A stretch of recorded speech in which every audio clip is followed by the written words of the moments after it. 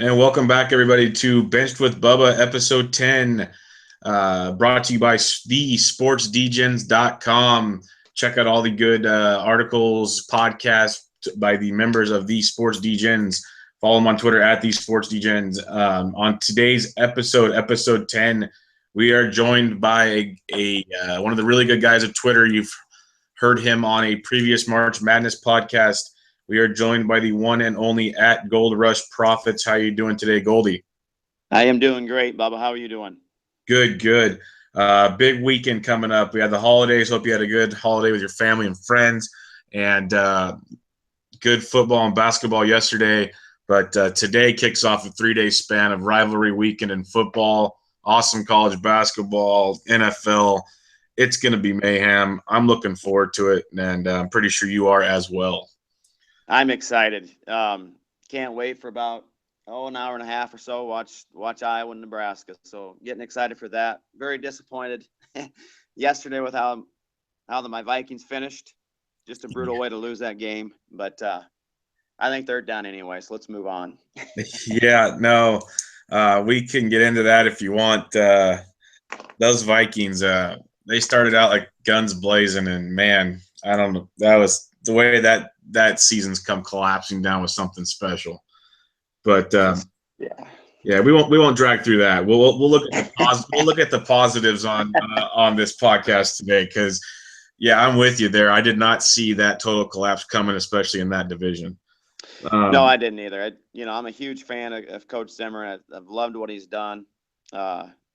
It's hard to put your finger on it, but anytime you lose as many offensive linemen and offensive starters in general, I mean, you're going to struggle a little bit. Although they've found ways to lose when they've had games won, and that's what's concerning. Of course, Bradford has all the talent in the world and doesn't have a lot around him right now, but he finds a way to lose big games, it seems like. And at some point, got to question his leadership skills, I think, as a quarterback. I just don't think he has that it factor to lead a team. Although he has all the tools to do it, he has a hard time winning those big games, it seems like to me. Okay, so now that we're talking about it, I have a question. Yesterday, and you've seen it all over Twitter and everywhere you look, he averaged 3.5 yards a pass. Is this you watch the Vikings more than anybody I know? Is this the play calling, or is this just his lack of confidence in throwing the ball down the field? I think more so than anything, it's his lack of confidence to throw downfield. I mean, every offensive coordinator in the world, I don't care if it's high school, college, pro, whatever. I've had some experience calling plays myself, and every route combination you have has, ways to get the ball downfield. He's just simply checking down more times than not. And sometimes that's okay, taking what the defense gives you. Got a good defense, it's okay to punt. Mm-hmm. But at some point in time, with the rules the way they are, with the referee and, loving to get involved on third down, you got to throw it downfield. You just got to give it a chance. I mean, worst case scenario, you're going to have a pass interference call, or a defensive holding. But if you never challenge going deep, I mean, teams are just going to, take away that underneath stuff, and you're starting to see that. Can't run the ball, and they're taking everything underneath away. So sooner or later, you got to try to stretch the defense. Give it a chance. I mean, these refs love to call defensive holding. They love to call pass interference on 3rd and 10. Throw it up, give it a chance, see what happens. No, what you're doing now is just not working.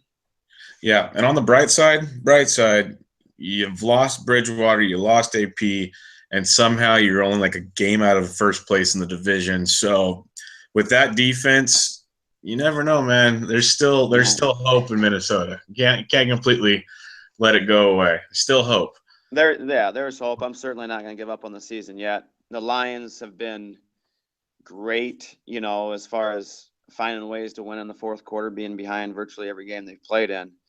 Give them credit there, but they've also been very, very fortunate to be where they're at. So you would think at some point maybe that will catch up to them, and they'll start losing a few of those close ones in the fourth quarter. And It won't get any easier for the Vikings, though. That's the problem. They got Cowboys, I Yep. believe, next week. But maybe that's just what they need, something to get them going.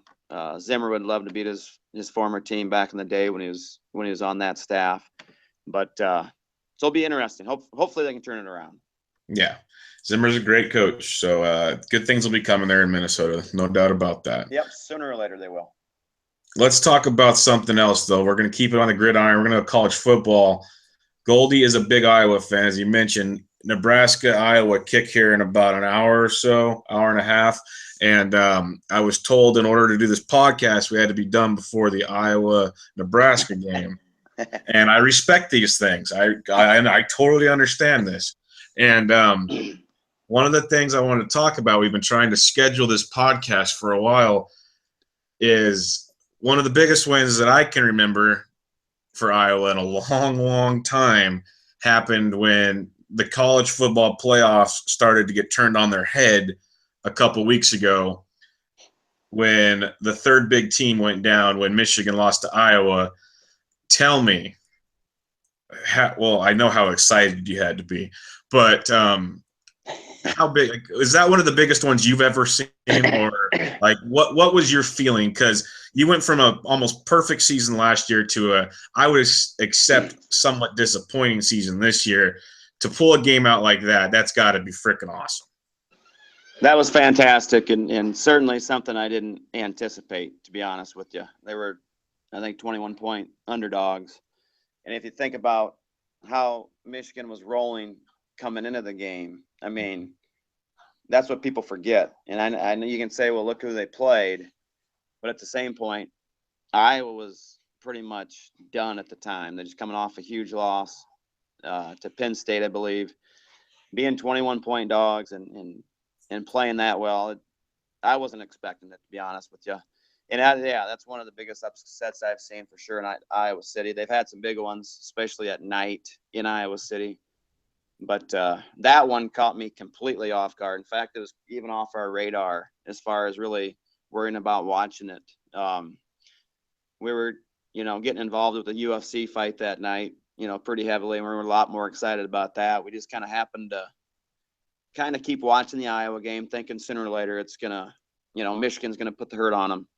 But the longer the game went on, Iowa hung with them and just could not believe how well they played and executed, especially on defense. I mean, to hold that team under 200 yards when they were just coming in, averaging over 500, I was surprised. I was shocked, surprised, very, very happy. And that's, college sports, that's what it's all about. I mean, you got teenage kids playing. Anything can happen.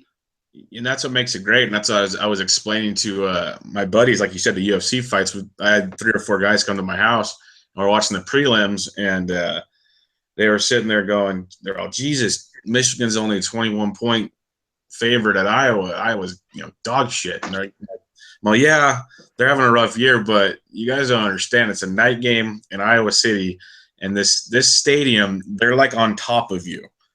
It's a totally different animal in this place, and that's what makes like college sports between the kids, the atmospheres, the fans, each stadium, the way they're different. It's a whole different animal, and I was very surprised that they won. I wasn't surprised. I wouldn't have been surprised if it was close, like a couple touchdowns, 10 points, whatever.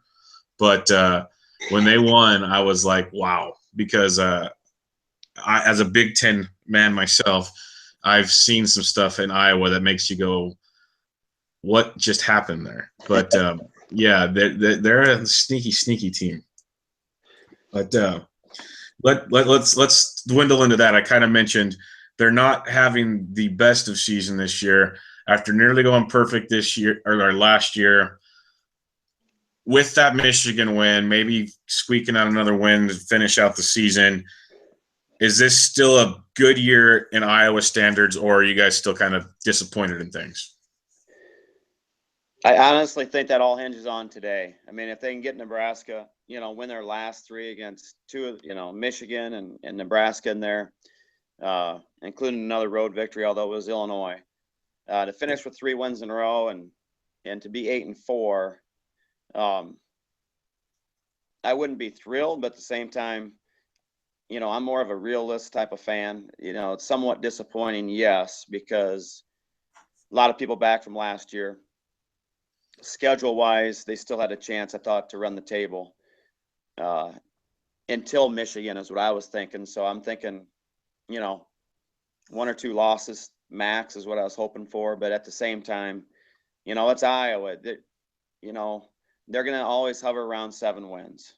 And if they get a few breaks in a year like last year, they can be very relevant. But typically, it's going to be a year like this. They're going to have a chance to finish in the top half, get 8 or 9 wins, maybe 10, including the bowl game.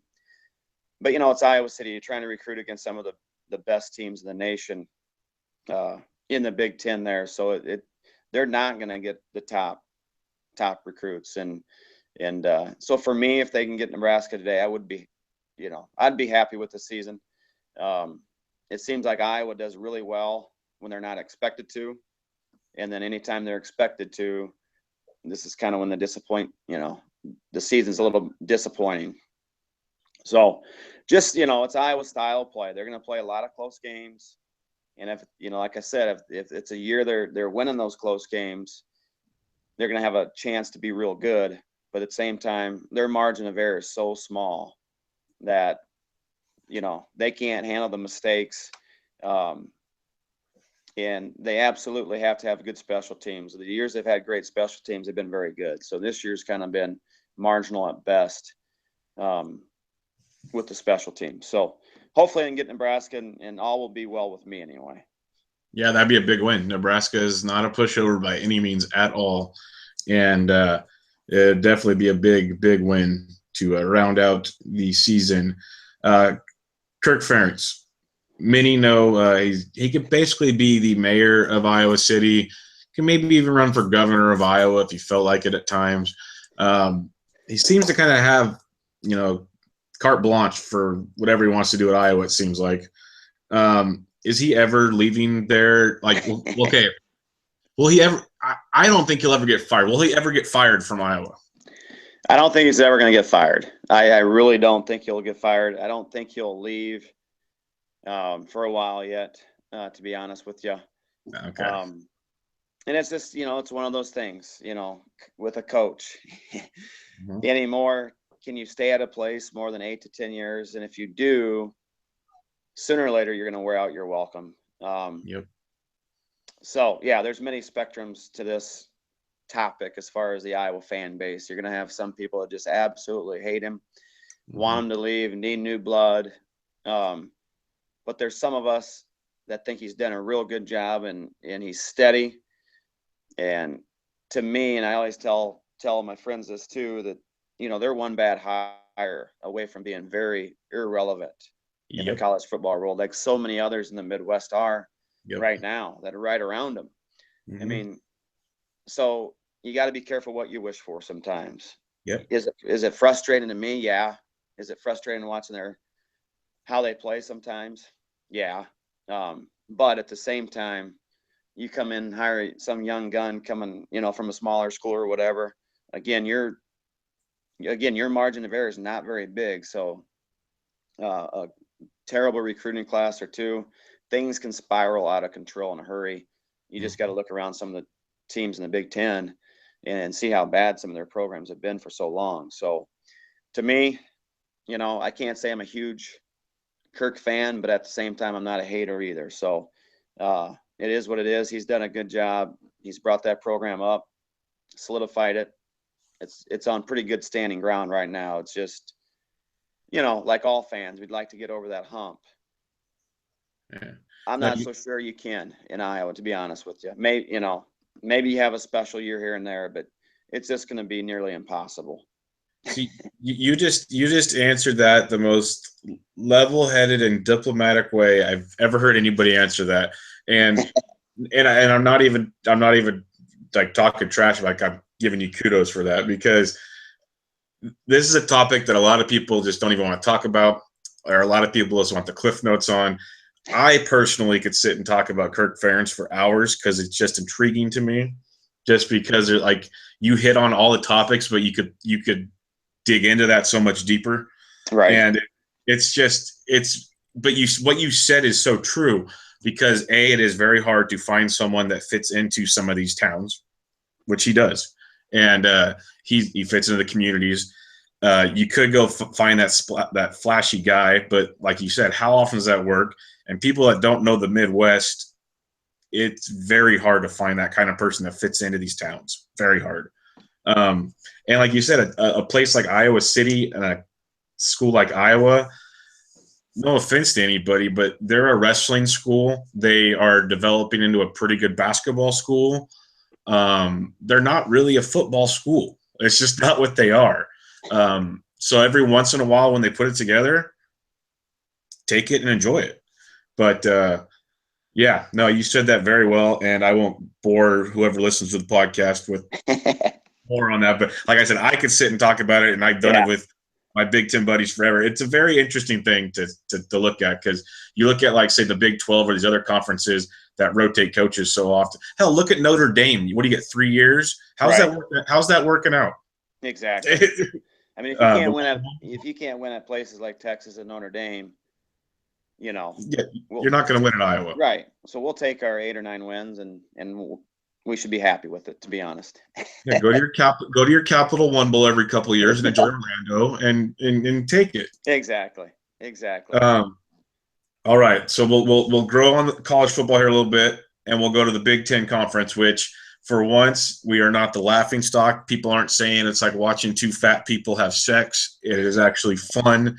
It is great. We have 4 teams in the top 7 right now. Somehow Penn State is relevant, which I never saw coming this year. No. Wisconsin, I knew would be good. I didn't think they'd be this good. And then we knew Michigan and Ohio State. We saw that coming a mile away. We all expected this weekend to matter. What's your kind of takeaways on the Big Ten Conference this year, and what are you kind of seeing unfold? What do you see unfolding after this weekend? Man, that's a great question. I think Ohio State's going to beat Michigan. I think it's going to be a 1-possession game.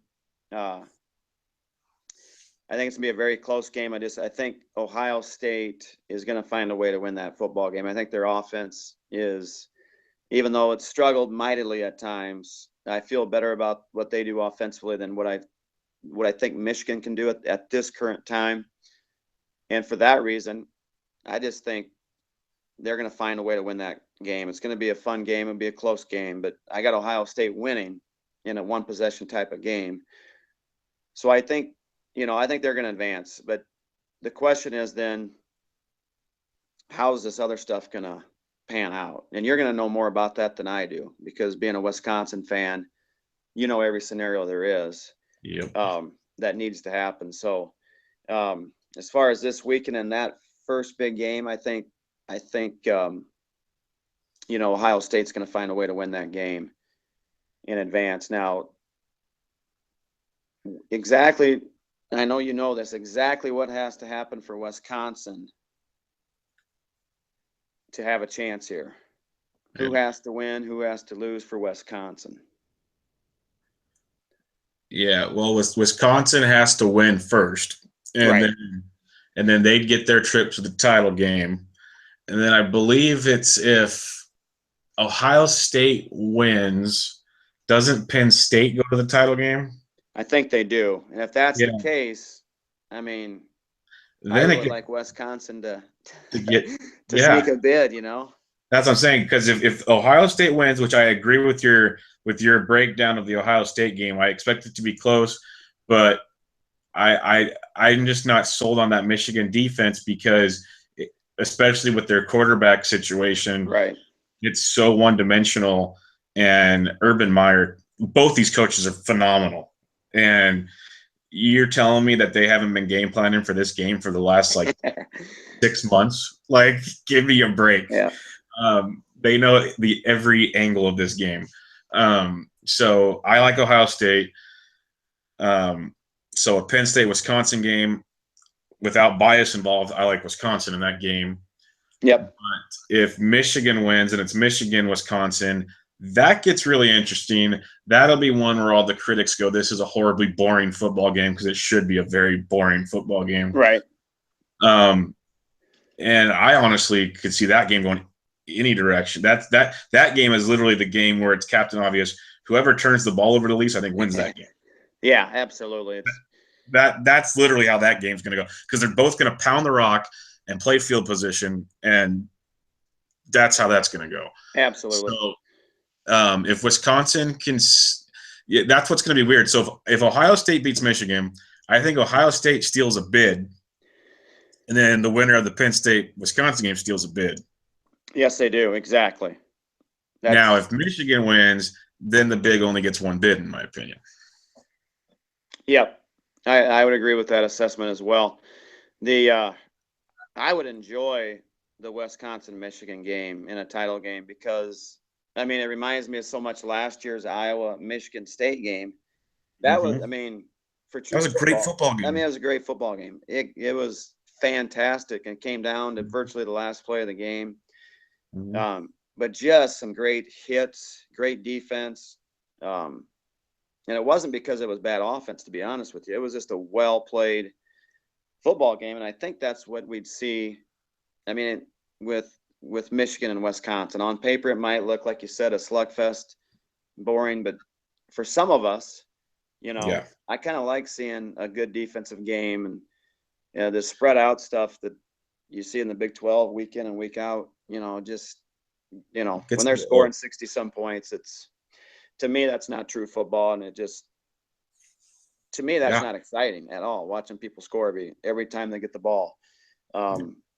So I look forward to those games, like Wisconsin, Michigan type of games, and I think the way I have it playing out, then, the Big Ten would steal 2 bids.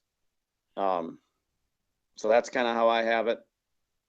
And obviously Alabama's the team to beat. But I think the Big Ten gets 2, and I know that's going to be a topic of many national pundits. They'll be, criticizing the Big Ten for a few weeks, I'm sure.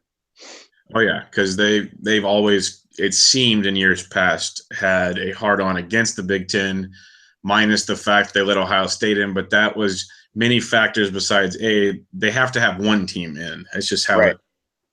And B, Ohio State travels. People forget the big picture here. They need to make money. This is how this works, people. And what they miss too is Wisconsin travels very well. Yes. And so does Michigan. Penn State, I'm not so sure upon, but Wisconsin and Michigan travel very well also. So it's going to be intriguing. Yeah. Now, I agree. I would love a Michigan-Wisconsin game, because you liked that Michigan State-Iowa game. It was some of the best hard-nosed, hard-hitting, tactical, precision football you don't see it very often anymore, not even in the NFL. It was just banging it out. It was great. And I want to see it as a Wisconsin fan, because I'm not saying they obviously were outplayed and lost to Michigan, but I want to see it now because, A, their quarterback has had more experience. I think that was his first or second start. Right. Which is crazy in the big house. Right. And then they were also missing 2 of their top defensive players. And they're back now.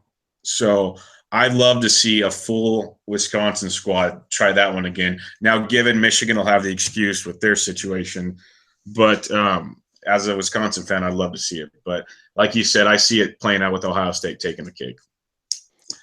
But you kind of hit on it.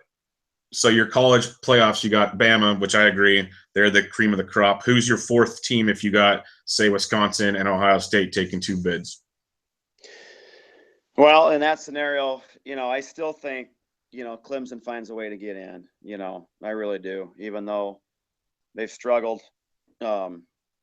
But with it, I guess we're gonna have to see what happens here in the last week or two. But you got teams like Washington that are right there as well. But again, it all hinges kind of on the Big Ten.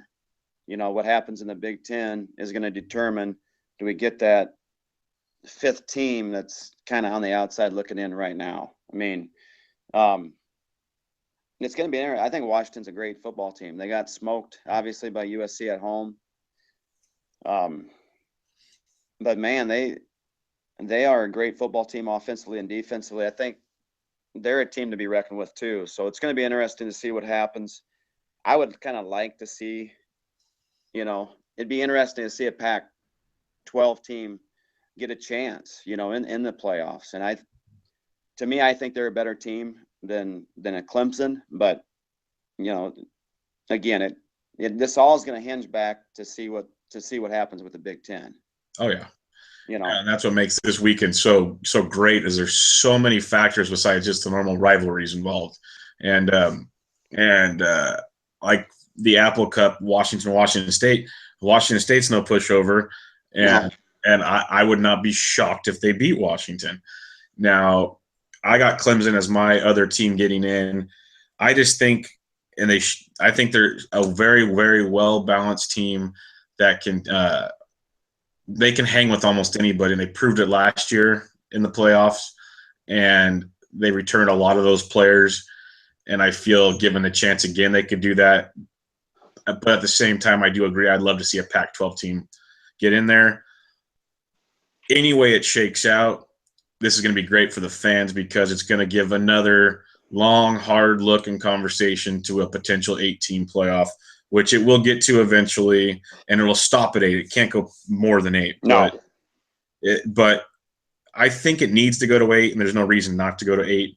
And I think this year, more than any year in the past, there's actual justification behind the argument, like deep art. It's not just like one team's looking in. There's 2 or 3 teams you can look at, because like a Michigan or an Ohio State or a Wisconsin might not make it in, or like a Washington. Like there's 2 or 3 teams now that you're starting to edge out. So absolutely, it really starts to get more than just that one team.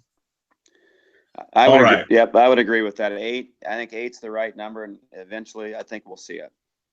Yeah, and the biggest factor is it comes back to the money we talked about for traveling, because it is a lot to ask of like these parents and everything, of having to go watch their kids. They can't keep, taking time off from work and seeing it. And that part I totally get, and that part is tough, very tough. But, these people are smart. If you're a top seed, you get a home game or something. They don't all have to be at bowl venue. Like there's ways to make this work. They'll make it happen. If the money's there, they'll make it work. That's all there is to it. But let's move on. College basketball is rocking and rolling, and those who have followed Goldie on Twitter or gotten to know Goldie, big college basketball guy, very knowledgeable, very passionate about it. Also an Iowa fan there, of course, but he knows the nation as a whole. What are some early season takeaways that you're kind of seeing? I know it's very, very early, but what are you seeing so far? Like you said, it's very early, but some of those games that first week were pretty exciting. They had some great matchups, and you really can't get a true feel for things just yet. We saw some Big Ten teams having some big wins right away. That kind of surprised me, or they hung tough with some great teams, and then they turn around and have some disappointing losses. So it's still too early. I think there's still a handful of teams that are going to separate eventually, but this thing is wide open again. I mean, we say that every year, it seems like, minus some of the Kentucky and then Duke years, but I think this year, looking at it from a college basketball standpoint, from A to Z, I mean, this thing could go anywhere. I mean, I'm trying to figure out who my favorite would be to pick to win the whole thing, and it is truly a tough task to ask at this point in time, but it is wide open. That's what's going to make it exciting again. Not too many people had Nova winning it last year when the season started. So it's going to be the same type of year. Will a Kentucky freshman, will they step up and be the force that they probably will be? They're going to be in contention, especially after a disappointing early exit last year. You got Kansas, who will have a great regular season. Will March turn around for them this year? You got Nova. Can they repeat? They got a lot of key pieces back. Then you look at some of the teams in the Big Ten. There's several of them, I think, that if you look at them on paper right now, you may not pick them as a top 2 or 3 team, but I think there's a few teams in there that by the end of the year, they're going to be right there, looking for another Final Four bid, which the Big Ten's been pretty consistent with. They need to find a way to ultimately win a championship. It's been a while. Definitely been a while. No, it's fun, and I mentioned it on my last pod. I had Riggs on, and he previewed a lot of the college basketball, and this first week's been awesome with the matchups they put out there. So many top teams playing each other in these preseason tournaments and all these other deals, and it's been awesome to watch. And like you said, so wide open. I saw somewhere, I think it was yesterday or the day before, Vegas is even confused because I think they have Duke and Kentucky both at 5-1, so they can't even pick a favorite. Like, they don't even know who to put as a favorite. And it's so wide open, which has made college basketball better and better every year. I love it. I know I kind of talked trash on the NBA in my last pod. It's like, not that I don't not like the NBA. It's just so much harder to watch the NBA when I can watch college basketball. it's just so tough. But so with that being said, you said it's tough to pick just one team. I'm going to make you. If you have to pick just one team, who do you have winning it all? I'm going to pick Kentucky. If you're going to make me pick one, I'm going to pick Kentucky. Hate to pick, going in the tournament last year, it was going in the tournament. I didn't say at the beginning of the year, but I did have Nova winning it last year. But Kentucky, that's, if you force me to pick a team, that's who I'm going to go with. I think a lot of things going in their way this year. I think with the early exit last year, wasn't totally surprising. Got beat by a very good team, but he's always going to make it through the first weekend. I mean, very rarely is he not going to make it to the final 16. And if you can do that consistently, you're always going to have a chance. And I think their front court let them down last year. They just didn't have the pieces inside that they normally have, offensively and defensively. And this year they got some freshmen coming in, and I think they'll come in and produce. So far they have, and it's hard to count Calipari out. It's just hard to do it. So if I had to choose one, I would say Kentucky. Obviously, when Duke gets all their guys back and healthy and things of that nature, they're going to obviously be right there. I know Nova lost a couple key pieces, but man, they still got a lot back too. And I look for them to make some noise as well. So if you make me pick, I'd say Kentucky overall. Yeah, no, you can't go wrong with that, obviously. But watching these first weeks, like I said, it's wide open. One day Baylor's getting smoked, and then they're smoking someone else, and it's just all over the board right now. But we'll go back to our Big Ten roots here for a minute. Wisconsin's the pretty heavy favorite actually to win the Big Ten, returning all their players. They've looked really good. They did get spanked in the Maui finals against North Carolina, but that's a very good North Carolina team. And two kind of different styles of play, even though Carolina kind of slowed down and played with them. They just played really well. And it's going to be one of those years. Do you see anybody else kind of challenging Wisconsin in the Big Ten Conference this year to take them down? I got Wisconsin winning it too. I mean, they're like you said, all those guys back. The style of play that they play, I mean, you have to beat Wisconsin. I mean, they're not going to beat themselves, and that's what I've always liked about them. It's frustrating playing them, but at the same time, they're just not going to beat themselves. So I got them winning it. I do have Purdue. I mean, I think Purdue can challenge them. I got them, second. Then I have Michigan State, even though, they haven't looked great.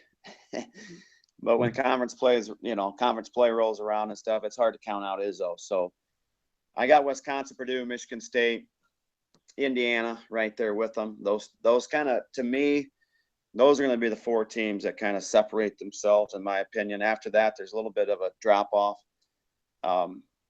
Michigan's always going to be there. They've had a big win, but you can see if you take certain things away from them, they're kind of a one-trick pony, so to speak. And that's what Frank Martin did with South Carolina. They just kind of beat them up, didn't allow them to get any points in transition, didn't let them shoot a lot of threes. So, but they'll be there and they'll make the tournament. I mean, those five teams for sure will be in the tournament. And then the sixth team, I think Maryland. I'd pick Maryland to be the sixth team, and I think those six is kind of what I have as my preseason six that will make the tournament. But at the same time, the bottom half of the conference is going to be so much better this year. I mean, from top to bottom, this conference, the Big Ten in basketball this year, is going to be pretty special. I mean, there is, you could usually count on a few wins here and there, but honestly, this year, if you look up and down the Big Ten, there's no gimmies. I mean, they're all playing. We've seen Minnesota have big wins already. We've seen Nebraska have a big win already. Rutgers is obviously much improved and playing well. Northwestern's going to be in there. They keep getting better. Obviously, Iowa is going to drop off a little bit. Well, not a little bit, quite a bit. Ohio State's going to drop off a little bit. Illinois is a team that's going to be interesting to see how they do. They should be fighting for the top half of the conference, I would think, as well. But they still got to prove some things to me, and I'm still not sold on that program just yet and their coach. But I got those six making it, Bubba, and after that, I think the best of the rest after that, maybe they'll get 7 bids. But I really, truly like the conference from top to bottom better this year than I did a year ago. That's good to hear because it depends on where you look and read and whatever. It seems like it's whiskey, and then you get a couple like Indiana, Michigan State, couple other choices, but they're only calling for 4 or 5 teams. So it's good to hear. It's at least challenging deep, which is good to hear. And like you said, Nebraska, that shocked me last night. That game against Dayton, I didn't see it in them. I don't follow it like you guys do, and I usually kind of watch it and learn as I go through the season. I don't do any preseason prep work, so I was kind of going off of last season and a little reading here and there. I was very impressed with what I saw from Nebraska last night. Not what I was used to from seeing from them. It was good to see. And like you said, with Michigan State, they have had such a ridiculous schedule this year. Even Izzo came out in an interview today, I believe it was, saying he flat out told his kids after their game yesterday where they got spanked, he apologized for building such a tough schedule to them. Like he said, I'm sorry, don't worry about the numbers, we'll be fine, because they always are. Izzo's teams, they make it to March, and then you never know with Izzo. Like, you just let him go. They'll be just fine. All right. Now, I can't have you on a podcast and not let you have your moment to shine. It's been over 100 years.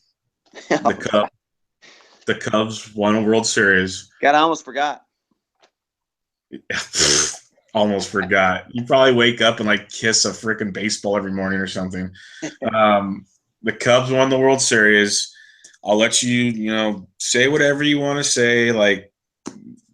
What were you doing? What were your emotions when they actually won it? Because you see all these footages and videos out there. I remember where I was when the Giants won in 2010, but that was only so many years of a drought. Your guys' was a whole nother world. What were your emotions? Well, just that whole Game 7 is just we were with our family the other night for Thanksgiving. We're all obviously generational Cub fans, and just went back and of course watched it together, which was fun. But just the roller coaster of emotions during that Game 7, where you felt great about the start, you start kind of feeling comfortable, even though there's a huge part of you that knows it's, we are still the Cubs and anything's possible. and then Cleveland comes storming back. The first time you start kind of getting a little bit nervous again, and the second time when the Cubs extended the lead, I felt really pretty darn good at that point. When David Ross hit that home run, I'm thinking, yeah, this, he's going yard in his last at bat ever as a Cub. This is meant to be, type of thing. And then we get to that 8th inning, and seeing that home run off Davis's bat was just, it honestly put you in a world of shock. I mean, was this actually happening? Was this truly taking place at this point in time? And you're just in a whole nother world. You can't even you can't explain it. I can't imagine those players trying to come back after something like that. But as a fan and as a realist, you just, as we are, is just at that point in time, I said to myself, because I don't really truly believe in the curses and superstition and all that, but I said, yeah, I think the Cubs must be cursed. It must be, it must just not meant to be. For whatever reason, it's not meant to be. And this one is going to be super hard to take. That's what I was feeling. You kind of go numb. Your whole body, mind, goes numb. And then when they sent Chapman back out there in the ninth, I was like, there's no way in heck he's going to be able to get 3 outs here. So I was prepared for the worst at that point in time. I still don't know how he got 3 outs. I don't know how he came back from that. Physically, he wasn't right for a lot of reasons. Mentally, there's no way he's right. Threw basically all sliders, the ninth inning, and basically got lucky to get out of there, with 3 up and 3 down. And then, of course, the rain delay happened, which at the time, it was a terrible feeling at the time because you just want it to be over one way or another after giving up the lead like that. The last thing you want to do as a fan is just sit there and wait. Like, I was like, is this truly happening? We just gave up a huge lead. Now I got to sit through this, even longer. This is like prolonged agony. This is like the baseball gods do not want the Cub fans to have any enjoyment ever again, is what we felt like. But in the back of my mind, I wasn't very reasonable at the time, but in the back of my mind, we're all thinking, oh, maybe this will be the best thing. Maybe this will settle everybody down. And eventually it did. Hayward didn't do much this year, but he absolutely must have had a great speech during the rain delay from the reports. So, to come back in the 10th, man, and to have Schwarber available and to lead off that inning with the base hit, and then, Zobrist came up huge again. It was just, when they got that final out, it's hard to explain. I mean, you've been there, done that. But just it was happy, but more of a relief, especially with how that whole game went. To me, it's just a relief. It finally happened. It finally occurred.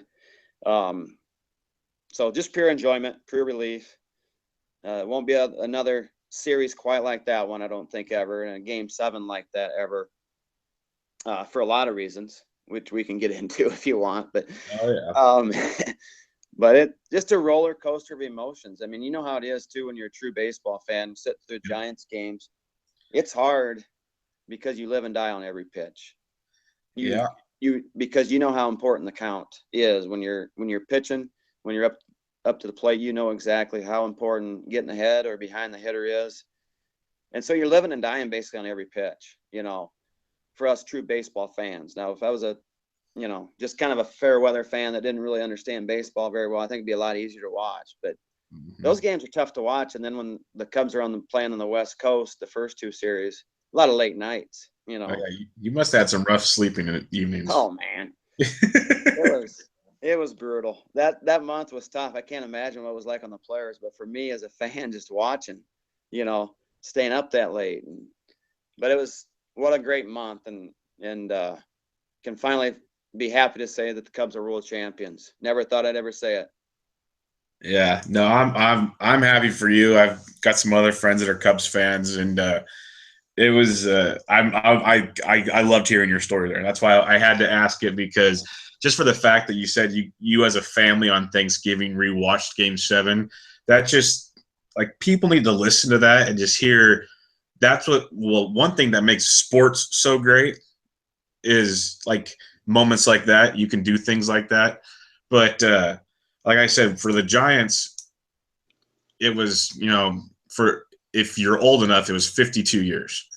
I obviously am not 52 years old, but even for me, I was just like, wow, it actually happened. And I rewatched it a few. I bought the DVD, and I just to make sure it actually happened again.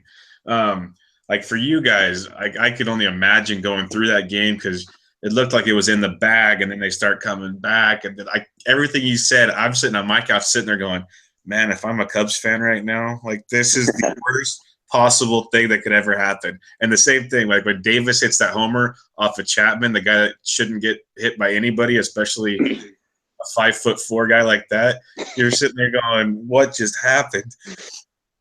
But yeah, you live and die with every pitch. Trust me, the Giants blew over 30 saves this year. I get it. Like the game they lost to the Cubs where we should have forced a game 5. Right. Yeah, absolutely. It's, you know how it is. And for you to sit through, and get 2 championships, it's so hard to win one. Yeah, when you we're really spoiled. go back and think about it, because you can go back to the Giants series, like you said, very fortunate. Winning game 1, 1-0, and then it should have went game 5 and Cueto back on the hill. Yep.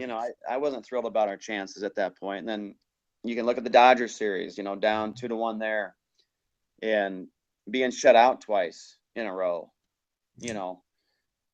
Cubs got shut out 4 times, during the postseason. But it's a crazy game. Yeah, that's the beauty of it, because I believe it was the 2010 World Series. They were down 0-2 in the divisional. They were down 0-3 in the LCS. It's just one of those. It's just, baseball's a crazy sport, man. I love it. It's my most passionate sport, but it's like you said, for the average fan, they don't understand it all. But I can sit and just do it for hours on end. Oh, absolutely. So with your Cubbies, I'm a closeted Cubbies fan even before your guys' World Series. Sure. That team, I became a closeted Cubbies fan because I love the talented youngsters they have, and it's still just the depth. People don't even know the depth that's still down there. It's ridiculous. What are you seeing for next season? Because Chapman's going to be gone. He's already flirting with the Yankees. Schwarber will be back, but Fowler might be gone. Do you think they just – I know it's just a long ways away and all kinds of stuff can happen. If you just want to skip this, we can. But do you think they kind of they rebuild from the outside, or just they screw it and keep it in-house? No, that's a good question. We've been, we as a family, we've been talking about all these different scenarios, as well already. So it's going to be interesting. Yeah, Fowler and a closer is what they need. They need those two. They need a closer. They need Fowler. Mm-hmm. Are they going to be able to do both? I don't know. I doubt it. Are they going to be able to do one or the other? I think so. I think they can do one, but not both. So in that case, I don't know if they just try to re-sign Fowler. And Rondon was very, very good before he got hurt. He was the best in the National League. But yes, can you rely on him for the whole season? Probably not, to be honest. But so they have some tough decisions to make for sure, and they have some big contracts out there, obviously, already. So it's going to be, but they are deep with youngsters. So my initial thought before the World Series, and actually before the playoffs, I thought Fowler would be gone for sure. And I was okay with that. I mean, great player, great person, great to have in the clubhouse, but I thought he was replaceable with some of the young stars they have coming up, to be honest. But I'm not so sure anymore. He was a huge difference during the season when he played versus when he didn't play. Cubs weren't the same team without him. So I'm avoiding your question. I don't know exactly what's going to happen, but no, I understand. Like it's a long ways to go, and the biggest thing is, and the luxury you guys have, besides all the young talent, is you have Theo, who is, if people still cannot understand how great of a baseball mind that guy is unbelievable. But the one concern, and this is where I'm curious to see where they spend, is you do have all this young talent, but soon this young talent has to get paid. So that's where it gets interesting, is when do you start spending money? Yeah, it will be interesting. They're locked in for a while, but with like Rizzo and those guys, but now you're talking How is Bryant locked in? Yeah, he's locked in. Okay. I'm saying for a few years yet, but in a few years, yeah. I mean, it's going to be interesting to see what all That's what I'm happens. saying. Once Yeah, their arbitration's up, then it gets yeah. interesting. It's going to be. That's why I could see him just letting Fowler go because I mean, Yep. you can't pay everybody, and eventually you're going to have to pay some of these young guys again to stay with them. Yep. So I just, you know how it is too. If you're going to be, you're going to be in contention. Yep. You can go out and get a center fielder or a leadoff type of guy, trade deadline, because they have plenty of other guys, and with their lineup, they're still going to be darn good without him. Yep. So I'm leaning towards, he's not going to be back, but I do think they're going to find a way to get a closer. I know the Giants are in the market for a closer as well, so it's going to be interesting to see how that all shapes out.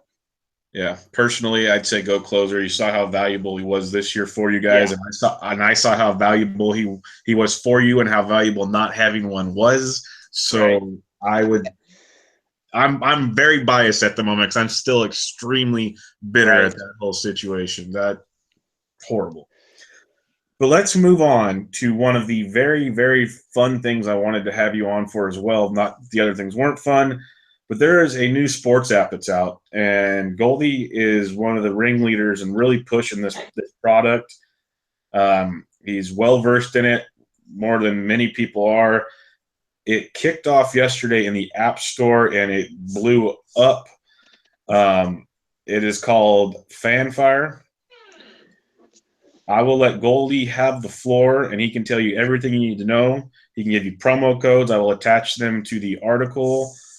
Goldie, let the people know what they need to do, what the format is, all the good stuff to partake in the game.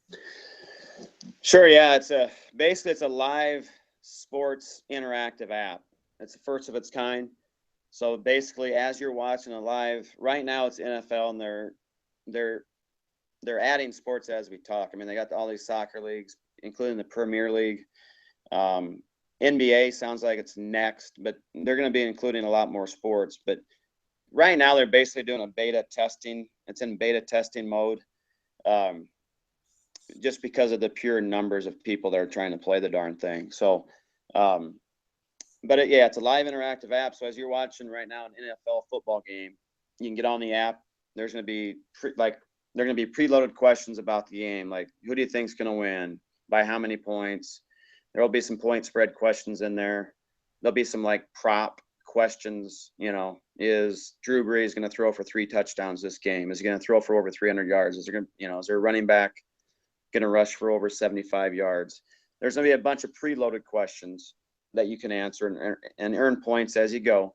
But the fun thing with it is you can play the app as the game's going on. So most of these things that we do in fantasy football, or these other things that we can do, it's all before the game. It's done. You get your lineup in and it's done, and you watch the game. This, as you're watching the game, is going to be asking you questions. So I had a chance to play it a little bit last night during that last game, but it's basically going to ask you during timeout situations, between drives, basically after a team punts or after a team kicks off. It's going to ask you questions about what's going to occur on this next drive. Like, will this drive include a pass to a receiver for over 25 yards? Yes or no? Will this drive include a run of over 5 yards? Will this drive end in a field goal, touchdown, punt, so on and so forth? So it's going to ask you all these questions about the drive. Is a tight end going to catch a ball, in this drive? So it's going to ask you a lot of fun questions before each drive starts, and basically you're earning points as you go. You can create your own leagues, so you can invite anybody that that's on the app. We can all link up and play against each other and with each other in a league, and there's going to be a live leaderboard. So, the results are updated as you're playing, so you can see who's doing, just kind of a fun competition. It's a free app. The download's free, and anything you do pregame is all free. So that's always going to be free. It's going to cost tokens to play the in live play, but you're basically, as you pre-register, with one of us, you're going to get a bunch of free tokens. Eventually there's going to be lots of just little ads you can watch if you want to earn tokens. If you do well with the game, you can earn tokens as you're playing. So the better you do with the questions, the more points you can earn. And there are going to be awards or rewards that you can earn as you play. So there'll be no money exchange, because if you're earning money, it'd be a gambling website, to be honest. And this is not that. You can earn trips, tickets to games, all kinds of different things you can earn by playing. But mostly it's a way to link up with friends, family. There's so many of us that text each other during a game and have, fun doing it that way. But this is really going to be a live interactive thing that you can do with all people from anywhere. And people are going to be surprised when they see the MVP list of people that are on there. It's pretty amazing, the people they have involved. So #1 trending app, already last night, and it just came out yesterday. So nothing's been seen like that ever before. So the game's going to continuously get better. There's so much traffic right now that obviously it's going to be slow for a while, but the game is tremendous, and it's going to be a lot of fun. It's going to bring a whole nother excitement to a game as you're watching it. I mean, you're going to be involved in the game from start to finish, and that's why the NFL, so to speak, they're so excited about it, because it's going to bring more fans to the table. It's going to keep them engaged during the whole game, and really looking forward to it. Just kind of getting our feet wet with it right now, getting it all set up, but it's truly going to be tremendous, and we got a lot of great people on board, and I'm looking forward to Sunday and hoping we can, play it a little bit more on Sunday. Perfect. And just so the people know, it's starting out with the NFL, but the idea is to branch out to pretty much every sport at one point in time, correct? Yeah, that's correct. So as we speak now, they're really close with the NBA already to adding that. They're close to those soccer leagues, NHL, and it's a global app. So there's going to be like cricket, sports like that we don't know a whole lot about, but there are popular sports out there. I think Major League Baseball is on the horizon. I think that'd be a nice way to incorporate more fans. I think I know this sounds silly for some people, but even for me, the PGA, I think that'd be awesome. A lot of fun. I mean, I think that'd be awesome. Like you could follow a group and go, what's Phil Mickelson gonna get on 15? Yeah, exactly. I think this app leads to something like that very easily, and I think something like UFC would be fun too. So I know they're in talks with some college athletics as well. So hopefully they'll get that going. It's so new, and it's so many people involved right now that there's going to be a little bit of a learning curve, but that's to be expected, just like any other app that's ever been introduced with this high level volume. It's just been tremendous though so far, and the like I said, the people that are involved in it are great people, and it's going to be a lot of fun. So yeah, you can go to the App Store, but what people got to make sure they do, Bubba, like with you or I, is to pre-register first. Just don't go to the App Store and download it, because you're not going to need free tokens that way, because you didn't register first. So we really need people to register with someone first, one of us two possibly, and then go download the app, and that way you get your bonuses unlocked and your incentives, and that way you start with a handful of tokens, or you can play a few games for nothing. Even the live play you can play right away for nothing if you pre-register. Excellent. And we'll get you all those links. I'll have Goldie give me his link. I'll attach all that stuff in the write-up to go along with your podcast. It's going to be really fun, guys. Like you said, most of the time you're sitting at a bar or someone's house or something, watching the game and texting friends or talking with friends, saying, I bet this is going to happen. Well, now you can play the game and win a trip or win a car or tickets. Why not? It's fun. It's a whole new way to do things, and it's a phenomenal concept, and really, really cool deal. One last thing I wanted to ask you, because it spurred my mind. I saw you're wearing your Ryder Cup hat, and I was super jealous when you told me you were going to it this year, because A, it's an awesome event. B, it turned into an amazing event. You were there live, like I said. What was the highlight of the day you were there? What was the coolest part of being at the Ryder Cup? I think it's hard to put one thing into words. Just for me, we went on Saturday. Just the atmosphere alone, the environment, the atmosphere, the people you were seeing up close and personal, walking right by you. I mean, it was just, and to have other countries involved, obviously, is something special. So, I mean, it's hard to explain, but it's kind of like when you walk into to a Wisconsin football game or something like that. It's just the environment, just it blows you away. It really does. And you'd be amazed. It's a golf event, but yeah, it truly was amazing. And again, just the atmosphere, I mean, was second to none. The next one that's going to be in the U.S. is going to be, in Milwaukee. So. Yep, I've already got plans in place. I'm sure you do, but it's definitely well worth it. And the thing I'll tell you is make sure you have a plan of attack before you go. As far as, I mean, you do have to have some strategy as a fan. Otherwise, you're not going to be able to see a whole lot. So we'll do our due diligence for sure. We had to do our due diligence before this one, and we were lucky enough to get in some great spots to see some great action. But it was something we couldn't turn down to do. It might be a once in a lifetime thing, but I think we'll probably try to head to the next one as well. But the Ryder Cup's definitely worth it. It's starting to become bigger and bigger every time they have it, as you guys could see. And the way that thing ended on Sunday and some of the golf that was played on Sunday was just, you never seen it before, ever. Yep. And with Patrick Reed and stuff. So it will blow you away. It's definitely worth the trip. The atmosphere alone is worth it, and to see those guys up close and personal, and seeing their excitement and seeing their competitiveness and seeing how this truly does mean a lot to those guys that are playing, really made the event worthwhile for sure. One of the best sporting events I've gone to. Yeah, no, I'm a big golf guy. You're a big golf guy. I know a lot of people aren't, but I was so glued to my TV. I had buddies barbecuing and watching football, and I literally told them, I will not come to your house unless you have a second TV set up with the Ryder Cup on. And they set up a second TV, and I came over. That was the only way I was coming because, like you said, that was some of the crazy, like the Reed McIlroy match is one for the ages. Like if they put that on TV tomorrow, I'd probably watch that again. It was amazing.